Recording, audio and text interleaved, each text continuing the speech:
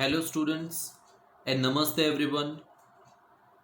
Our today's topic is your standard 8th social science chapter number 6, effects of the British rule in India.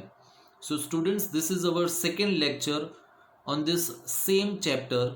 In our first part of this chapter we had seen the effects of the British rule, that is on the peasants, that is the farmers, and on the agriculture, right? So the effect of the British rule on the farmers and on the agriculture, and also the effect of the British rule on the society, that is the social effects. Now we'll further proceed towards the chapter and see the other effects of the British rule in India. Okay, so our today's first point is destruction of Indian trade and industries. Okay, so how we'll see that the handlooms of India supplied, handlooms means the industries, manufacturing industries of the cloth, right? So those manufacturing industries are known as handlooms. The handlooms of India supplied textiles to the markets of Asia and Europe, right? So before the Britishers, the Indian textile and handloom industries exported their clothes to the European markets and also to the other countries of Asia. The traders from the European countries used to come to India to purchase commodities. The Indian made jute, silk, woolen and cotton textiles were in high demand in the European markets. The soft and delicate muslin of Dhaka, right? So muslin is a very soft cotton cloth, right? Where it is very thin and it is also very soft cotton cloth, which was available in Dhaka. So Dhaka is presently in Bangladesh. Okay, so the soft and delicate muslin of Dhaka was world famous. Apart from textiles, commodities such as saltpeter, right? So it is the common name for potassium nitrate, sugar, etc., were exported in exchange of tremendous amount of bullion, right? So bullion means precious stones, jewelries, gold, silver, etc., right? So our Indian commodities were so much in demand that in exchange of those commodities we used to earn bullions and golds and silvers and everything. Okay, so we'll further proceed. The whole scenario changed as the British rule was implemented. The flow of bullion, that is gold and silver, got reversed means the gold and silver which came to India now was earned or taken away by the Britishers to England. Okay. In the beginning of the Industrial Revolution, the British took 500 crore rupees as per today's standard only from Bengal during their rule. Students, if we hear 500 crore rupees today, this figure is uh, frequently heard in the newspapers regarding different industries or companies. But just imagine about those time, 18th and 19th century, right? If you have heard from your fathers or means father or grandfather, what was the value of this money at that time, right? So at that time even 500 rupees was very much valued, right? So just imagine that 500 crore rupees at that time, how much valuable it might be, right? So such a huge amount was earned or taken away only from the Bengal. So you can just imagine that from the whole India how much amount or money the Britishers might have taken away, right? Just imagine the wealth the Britishers would have accumulated from the whole country, right? So that is what I've already told you. With the help of the raw materials produced in India and the money collected from India, the business and industries in the England prospered. That means in England there was industrial revolution. So whatever money was earned from India, whatever money was taken away from India was used in the development process of England, and slowly and gradually the Britishers or the English people, they become more and more rich, they became more and more prosperous, and in exchange of that, the people in India, they became more and more poor, and the life of these people became more and more pathetic, right? Their mills started progressing. The cloth manufactured in England was imported in India without levying, without laying any duty on it, whereas there were taxes up to 80% on the cloth manufactured in India. Yes, this is the main point. Now, what happened? The cloth which were manufactured, right? The raw material like cotton was taken away from India to England.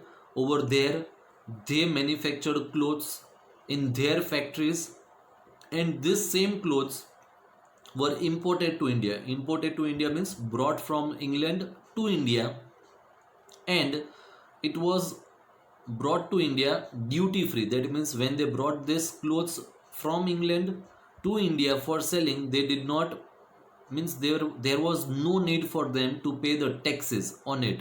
Otherwise, if we import anything from other countries, right, then a tax is levied on that.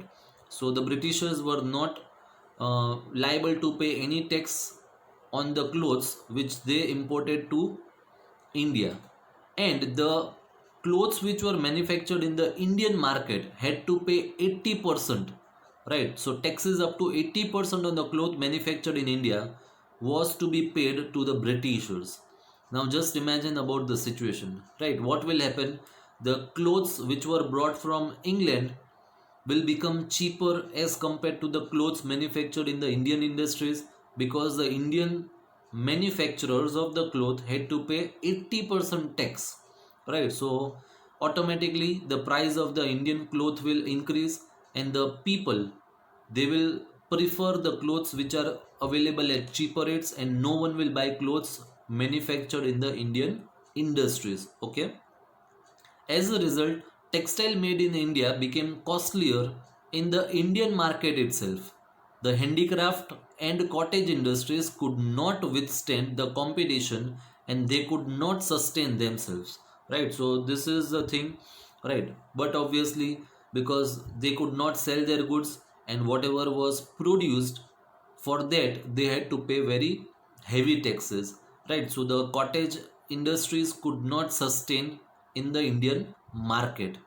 Okay, many skill based industries of our country like textile industries, glass, paper, mineral, shipbuilding, etc. got ruined. Ruined means destroyed due to the policies of the Britishers, right? So these were the unfair or unjust policies which were adopted by the Britishers, and due to this, the industries in India could not sustain.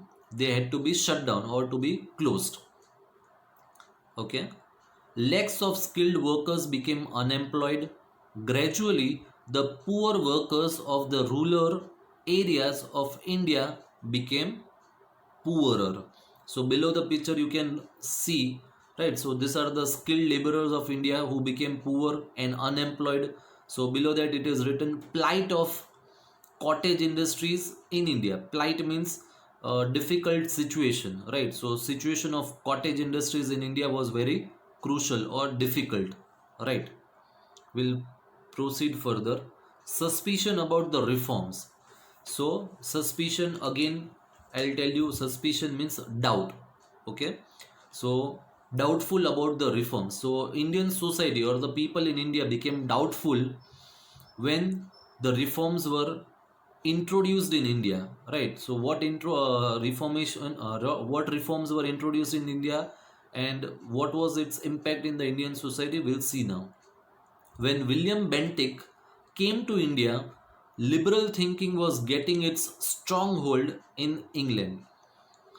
That means the Britishers, right? What is written? When William Bentinck came to India, liberal thinking was getting its stronghold in England. That means the people in England were becoming more and more liberal towards the thinking process. Okay, so there was a change in the attitude of the people of England, right, and their thinking also. This way of thinking slowly reached India. The British rulers started taking interest in the lives of the people of India. Okay, Lord William Bentinck became quite popular in India by introducing few beneficial reforms. Reforms means changes. Okay, so he brought some changes in the Indian society which were beneficial for them. During his time, Indians started getting jobs in company administration. So before this, the job in the administration was restricted. That means they were not allowed to do administration work. Right? Indians were not appointed for the administration work. Administration means management. Okay, but now as there was a change in the thinking and it was liberalized, the Britishers started giving jobs to the Indians in their company, in the administration. Indians were allowed to use their mother tongue in the court of law. Right, before this, the Indians were not allowed to speak their mother tongue in the court, and due to that, what happened? The Britishers could not understand anything, and always the Indians were held liable for the things which they had not done at all, and they were given different punishments. Okay, but now they were allowed to speak in their mother tongue. Right, due to that, it became quite easy for them to represent themselves. Okay, Raja Ram Mohan Roy, who was a social reformer of India, and other social reformers were constantly making efforts to stop the evil practices of sati. Evil means it was a kind of system, sati system. We have heard about that, right? So whenever any male person died, whenever a husband died, and after him even the wife was forced to be burnt after his husband. So this was the sati system, which was absolutely wrong, right? It was a kind of evil in the society.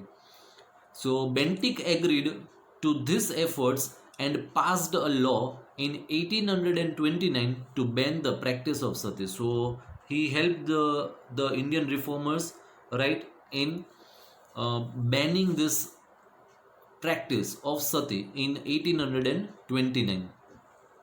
During the time of William Bentinck, the English rulers tried to eradicate the social evils. Eradicate means to remove the social evils as per the will of social reformers. That means there were still other social evils prevalent in the society which were removed by William Bentinck. The Orthodox class witnessed these reforms with suspicion. Orthodox means what? That means Orthodox people are the people who are believer of old thinking, right? They only believe in old thinking, what customs or traditions were followed from the hundreds and hundreds of years ago. So they are the people who don't accept the change easily, right? So they are known as Orthodox people. So this Orthodox people witnessed these reforms. That means when these reforms took place, they were very much suspicious, right? They were doubtful about these reforms, and they felt that their culture is being vanished or is being ruined or destroyed. Okay, the company had passed a resolution to spend 1 lakh rupees every year on education, but it was not implemented.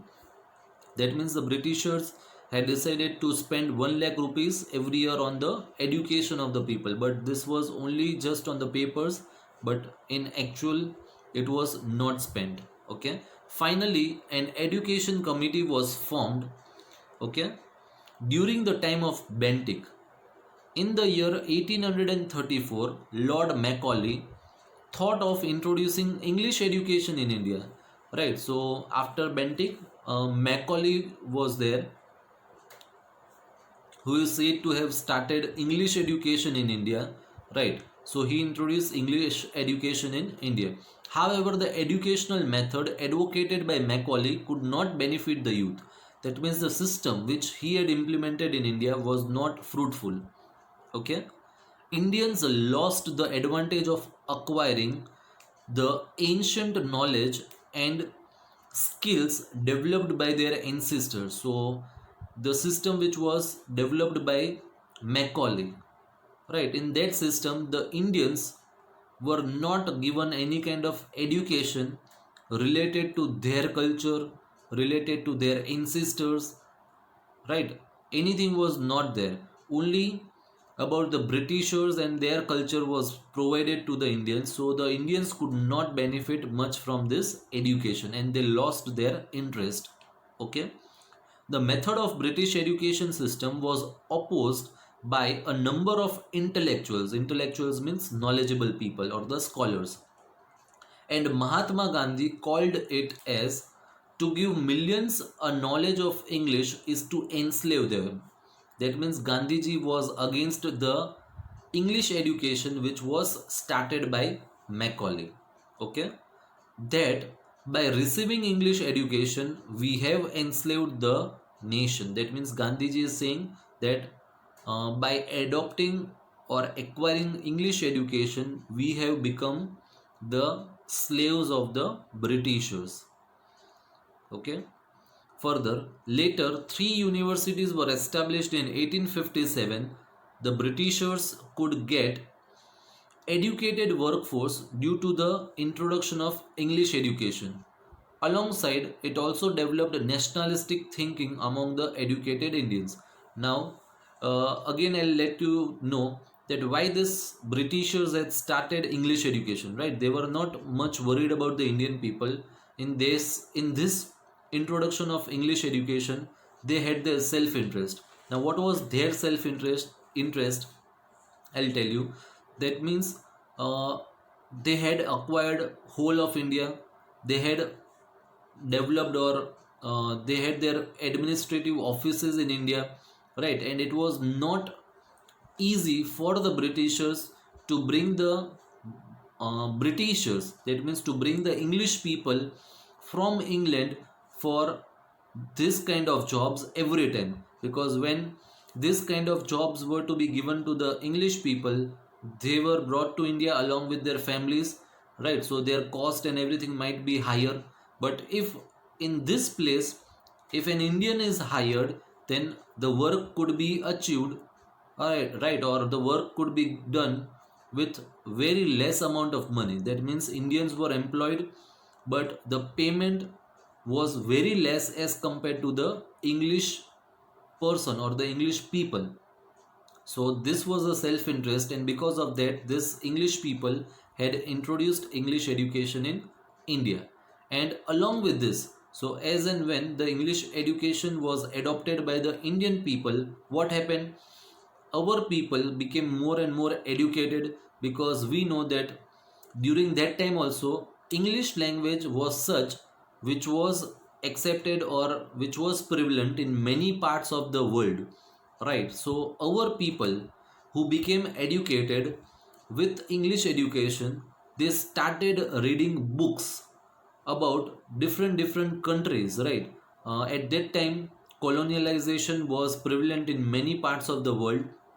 So our people, they started reading the books, and they came to know that how the other people of the world got freed themselves, or how they became free from the colonialization of the other countries, right? So they become aware, and they also understood that the behavior of the Britishers, that means the Britishers had come to our country and they were using their power, right, on the Indians, which was absolutely wrong.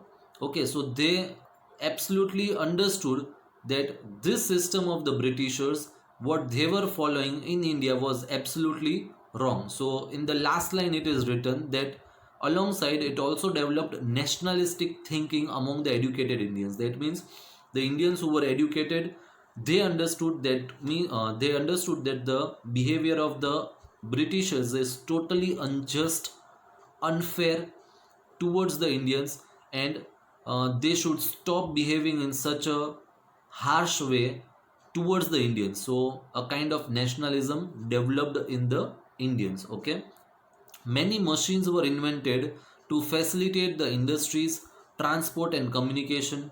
Considering the convenience in running administration and strategic importance of the military, the British introduced the railways in India. So this also we know, right? That means the first railway line between Mumbai and Thane was introduced, right? So this was also introduced by the Britishers for their own benefit only, right? And this Mumbai, here you can see, and this was introduced in the year 1853. Okay, further, in order to maintain an effective control on the country and to exchange messages with the neighboring territories, modern methods of post and telegraph were introduced in India in 1854 century. Right, printing press and circulation of newspapers grew alongside. Okay, so these were some of the reforms or the changes brought during the British rule. Further, these reforms were actually for the convenience of the British rule in India, but it turned out to be blessing in disguise, right, for the growth of nationalism in India. So, what is the meaning of blessings in disguise? That means actually, uh, it was a kind of misfortune for India, right? But though it was not actually meant for the benefit of India, but then too the Indians got benefited from it, right? So, disguise, blessings in disguise means, uh, again I'll explain you the meaning. That is, the things which were not meant or not beneficial for Indians, right, later on got beneficial for the Indian people. That is disguised, blessings in disguise.